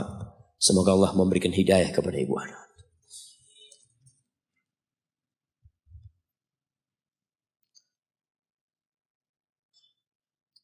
Bagaimana dengan ortu yang menyuruh anak-anaknya untuk pulang kampung semua? Akan tetapi jawabnya, pengalaman yang telah lalu jika pada kumpul justru tengkar dengan saudara-saudaranya. Kan berarti masalahnya ada di antum. Kenapa harus berantem sama saudara-saudara? Masalah hati. Jadi pulang kampung bukan berarti tinggal satu rumah semua sama satu saudara. Karena memang kadang-kala di kampung itu jamaah kan satu rumah ada 3 keluarga, ada 4 keluarga ya. Sehingga ya gesekan itu lebih mudah. Maka jangan satu rumah. Kita contoh Rasul SAW. Nabi itu tidak satu rumah sama putrinya Fatimah. Gak satu rumah sama putrinya Zainab. Gak satu rumah sama putrinya Ummu Kalthum. Wala sama putrinya Ruqayyah. Jadi ana kemarin berangkat ke Bukit Tinggi. Ternyata adat di Sumbar itu, mungkin tidak semuanya ya.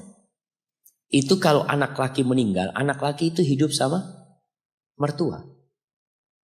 Jadi anak laki itu dibawa Sama mertua. Sampai anak tanya kamu, apa beberapa yang di situ?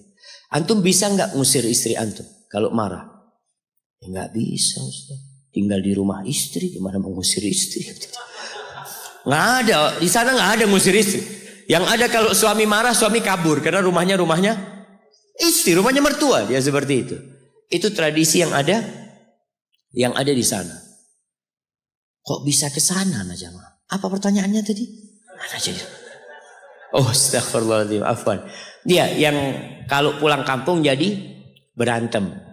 Jadi berantem di sana, cekcok macam-macam. Maka berusahalah untuk rumah masing-masing. Yang berdekatan, bertetanggaan tapi masing-masing. Ana pernah dikasih nasihat sama abah ana sendiri, Syafiq. Kalau Syafiq nanti nikah, usahakan gak satu rumah sama ibunya. Itu nasihat ayah ana. Kalau harus kumpul, tidak satu dapur. Karena kalau satu dapur itu kadangkala menantu itu salah terus. Motong bawang, bukan gini cara motong bawang. Allah, salah lah. Hanya motong bawang. Ya karena kumpul, dilihat gitu loh. Ini kan baru menikah, baru belajar. Dia baru belajar menjadi seorang istri. Mungkin baru pertama dia pegang bawang. Dia mungkin pegang bawang langsung dipotong tanpa dikulitin dia mah. Langsung dipotong gitu kan. Mungkin baru belajar dia. Tapi kalau kumpul sama mertua kadang-kala ribut. Kalau ada ketidakcocokan seperti itu. Tapi kalau kita harus kumpul sama orang tua, antum harus cari istri yang siap menerima orang tua. Seperti itu. Jadi kalau bicara suruh balik ke kampung bareng-bareng, sana balik ke kampung. Tapi tidak satu rumah. Orang itu kalau satu rumah jemaah atau sering berjumpa, memang bosan. Maka ada sebuah wasiat, zur ghibban tazdad hubban. Kalian berziarahlah jarang-jarang akan semakin cinta. Tapi kalau sering ketemu lama-kelamaan bosan melihatnya. Seperti itu. Tapi kalau orang tua nggak pernah bosan melihat antum. Nggak pernah bosan melihat antum. Subhanallah jamaah. Ada cerita seorang anak yang dia sakit. Dia sakit di rumah sakit. Parah sakit. Ibunya datang besuk dia. Ketika ibunya datang, anaknya langsung berdiri dari tempat tidurnya. Dia berdiri, dia sehat seperti nggak sakit jamaah. Dia cumain gimana Umi, gimana ini itu macam-macam sampai ibunya pulang akhirnya. Ibunya pulang dia pingsan. Betul. Ketika dia bangun, dia ngomong, engkau tadi kenapa kok bela-belain untuk berdiri, kata dia. Aku nggak ingin ibu aku ngelihat aku sakit kemudian dia sedih. Aku ingin tunjukkan buat ibu kalau aku nggak apa-apa. Subhanallah, dia nggak ingin ibunya sedih ya, mah. Allahu Akbar. Assalamualaikum Ustaz. Waalaikumsalam. Bagaimana cara menasehati ibu ana yang masih sering menceritakan kejelekan bapak ana? Padahal mereka sudah berpisah sudah sejak lama. Ana takut kalau ibu ana transfer pahala terus. Jazakallah khair. Subhanallah jemaah. Bisa habis duit antum di ATM kalau ditransfer terus. Wallahi sahih. Makanya ada orang-orang yang bangkrut pada hari kiamat. Perceraian terkadang harus terjadi. Dan itu memang salah satu solusi. Ketika kebersamaan tidak bisa dijalin kembali. Tapi kata Allah, fa'imsakun bima'ruf au tasrihun biihsan. Kalau mau bersama, ya bersama dengan cara yang baik. Kalau mau berpisah, berpisah dengan ihsan. Dengan kebaikan. Bima'ruf itu dengan yang ma'ruf lah. Tapi ihsannya sesuatu yang lebih dari yang ma'ruf. Kalau harus cerai-cerai dengan baik-baik. Dan Allah menyebutkan kalau harus terjadi perceraian. Apa kata Allah? Ya ayyuhan nabiyyu idza tallaqtumun nisa fatalliquhunna li'iddatihinna. Kalau engkau harus menceraikan wanita, ceraikan sesuai dengan iddahnya. Ada aturannya bercerai dalam Islam. Ada arahan-arahan supaya dampak buruk perceraian ini. Cerai ini amalan yang paling disukai sama iblis loh. Supaya dampak buruknya bisa dikurangi. Bisa diperkecil. Allah mengatakan ketika berbincang tentang cerai. Wala tansawul fadla bainakum. Kalau kalian harus bercerai, jangan melupakan kebaikan-kebaikan yang terjadi di antara kalian. Kadangkala 10 tahun menikah lalu bercerai. Itu suaminya nggak ada baiknya. Yang suami juga seperti itu. Kalau bercerai itu bocor siapa? Embernya bocor. Cerita semua aib suaminya atau suami istri. Akhirnya sang ibu ini menanamkan kebencian kepada anaknya. Disuntik nih agar anak durhaka sama ibu bapaknya. Kalau anak ikut sama bapaknya, sang bapak menjelek-jelekkan ibunya supaya anak durhaka sama ibunya. Ibumu itu pelacur, ibumu itu na'udzubillah. Jangan, ada kebaikan yang terjadi. Sama orang Islam biasa aja teman kita, saudara kita nggak boleh membuka aibnya. Bagaimana dengan aib orang lain? Maka antum berusaha untuk menyampaikan kepada ibu antum. Ibu, sudahlah yang sudah ibu. Mudah-mudahan bapak dapat ganti yang lebih baik, ibu dapat ganti yang lebih baik. Selesai sudah. Kemudian jamaah, kewajiban suami atau istri menyimpan rahasia rumahnya walaupun sudah terjadi perceraian, itu tetap harus dijaga. Pernah ada seorang dari kalangan salaf, dari alim ulama mereka, dia mau menceraikan istrinya. Ada desas-desus omongan gak enak. Dia mau menceraikan istrinya. Datang sahibnya, kenapa ana dengar antum mau nyeraikan istri antum? Ada apa sama istri antum? Apa kata orang ini? Antum ada apa ngurus-ngurusin istri ana? Itu istri ana. Ada apa antum ngurusin istri ana? Gitu seorang lelaki jemaah. Ada apa antum ceraikan? Ibu, ada apa antum ceritakan keburukan ibu anak-anak antum? Teman tidur antum selama ini, yang antum meminang dia dan menikahinya. Selesai. Akhirnya betul diceraikan jemaah. Setelah bercerai berapa bulan, menikah lagi istri. Dan dia menikah lagi. Sohibnya itu datang. Oh, sekarang nih dia sudah bukan istri kamu lagi. Kenapa kamu ceraikan dulu? Kata dia, istrinya orang, ada apa? Cerita tentang istrinya orang, kata dia. Subhanallah, ini orang gak paham jemaah. Kepingin tahu dengan keburukan orang. Kita disuruh menutupin. Kita ceritakan keburukan orang. Maka tolong, antum jangan antum nasihatin ibu. Gak apa-apa, kadang-kala. Tapi dengan akhlak ibu, janganlah ibu. Kalau gak bisa dengan lisan, antum dengan tulisan. Ceritakan tentang orang yang bangkrut. Yang kalau katakan ibu, kalau ibu benci sama bapak, jangan kirim pahala sama bapak. Benci sudah sama bapak. Simpan kebencian itu. Kalau ibu benci sama bapak, kemudian kirim pahala, ini nggak matching ya, Pak. Orang benci tapi ngasih hadiah. Dikasih hadiah terus. Ibu sholat malam, subuh dikasihkan ke bapaknya. Bapaknya tidur-tiduran padahal di rumahnya, cuma pahala sholat malam dikasihkan sama dia. Maka kita harus berpikir cerdas ya, jemaah. Kita berpikir dengan agama kita, dengan Al-Quran dan Sunnah.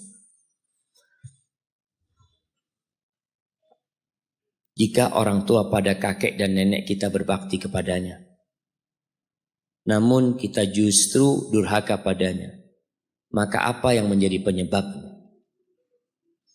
Jamaah, yang menjadi penyebab dosa, penyebab musibah itu dua. Musibah menimpa kita itu karena satu dari dua hal. Yang pertama, karena dosa. Yang kedua, untuk mengangkat derajat. Yang pertama karena dosa, yang kedua untuk mengangkat derajat. Kalau karena dosa, Allah ingin membersihkan dia dari dosa-dosa dia. Tapi ada orang yang kena musibah bukan karena dosa, tapi Allah ingin mengangkat derajat mereka. Para nabi. Apa kata Nabi kita Muhammad sallallahu alaihi wasallam? Asyaddun nasi bala'an al-anbiya. Orang yang paling berat balaknya itu para nabi. Bukan orang-orang biasa kayak kita. Apakah karena mereka banyak dosanya? Kalla wallahi. Enggak.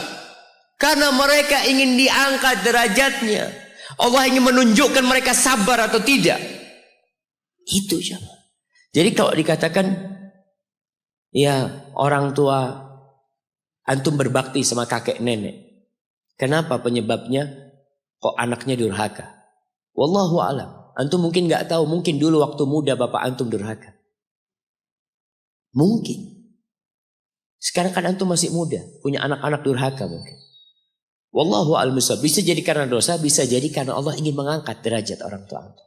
Dilihat kesabarannya. Antum lihat bagaimana kesabaran Nabi Yakub alaihissalam jamaah. Kira-kira Nabi Yakub berbakti nggak sama bapaknya Ishak? Berbakti. Pastilah jamaah, dia Nabi. Berbakti sama bapaknya. Tapi punya anak yang durhaka. Sampai Nabi Yusuf kemudian dibuang sama kakak-kakaknya. Apa penyebabnya? Ingin diangkat derajat.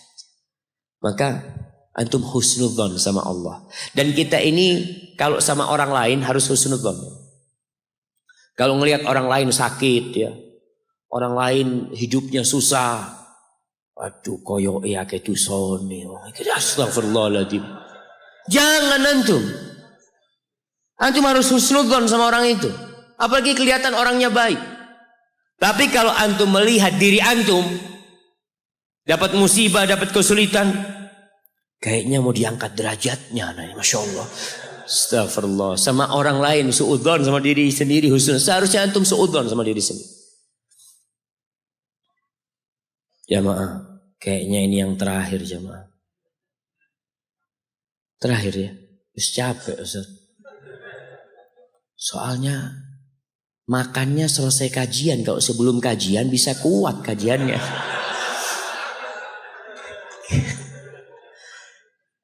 Ana tadi dengar katanya ada makanan kecil. Baru pertama Ana coba.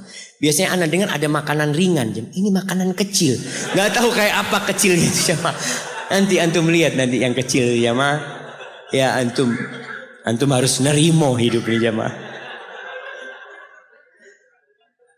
Tunggu anak-anak pilih pertanyaan, banyak pertanyaan yang mirip ya ma.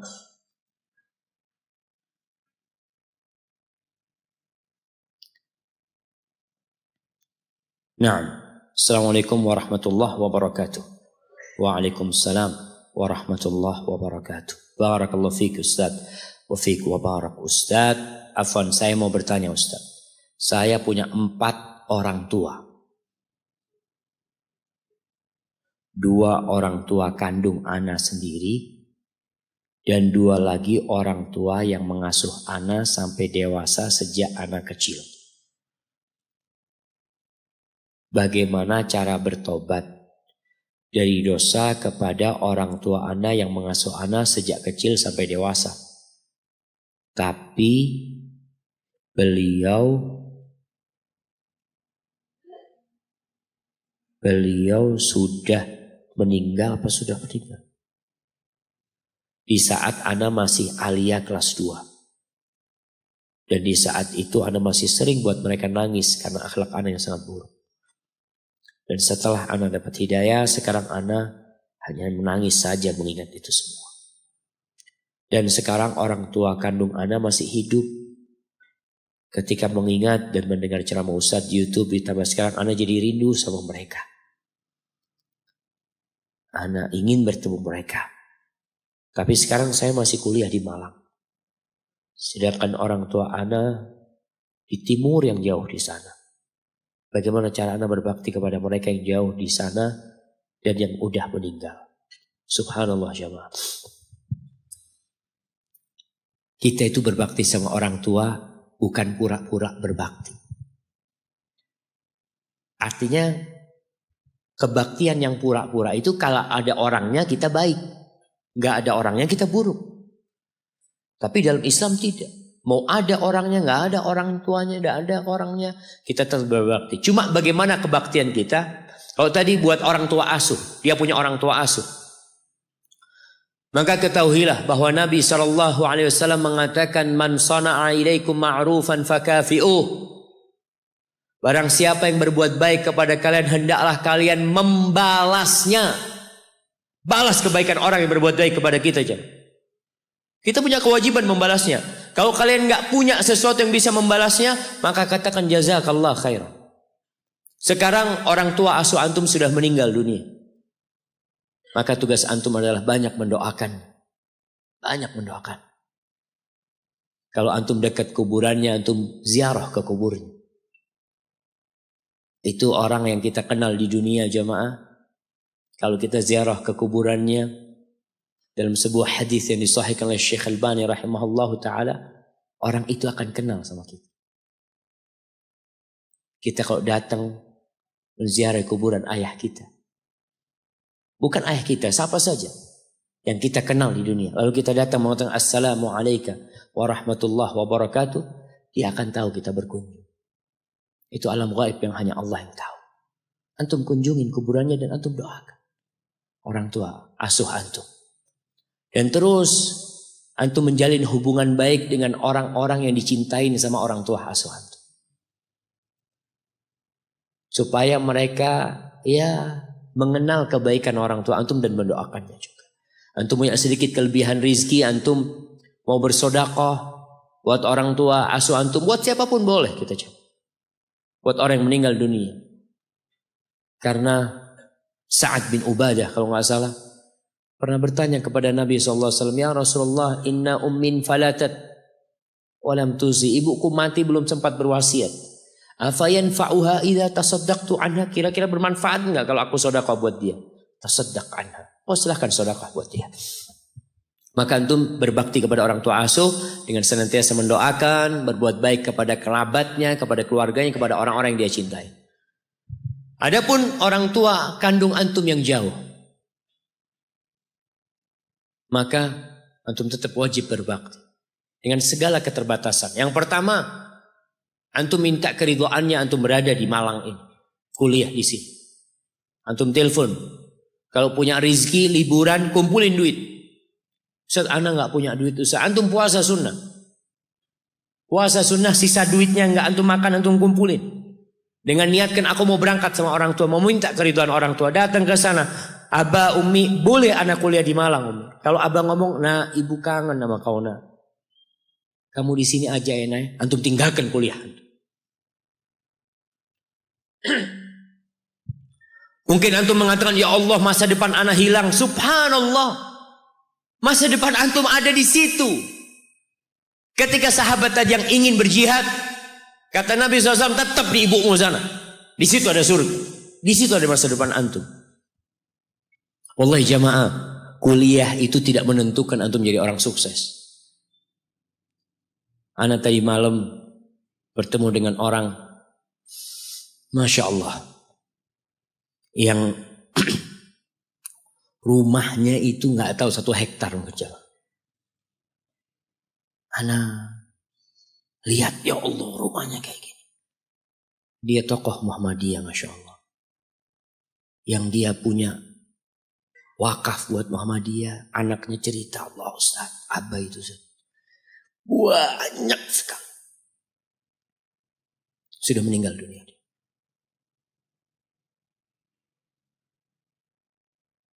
Kenapa anak cerita ini? Anak kok jadi lupa jangan. Astagfirullah. Kalau orang lapar ini kayak gini jangan. Jadi sudah wis. Subhanallah. Anak izin minum dulu jangan.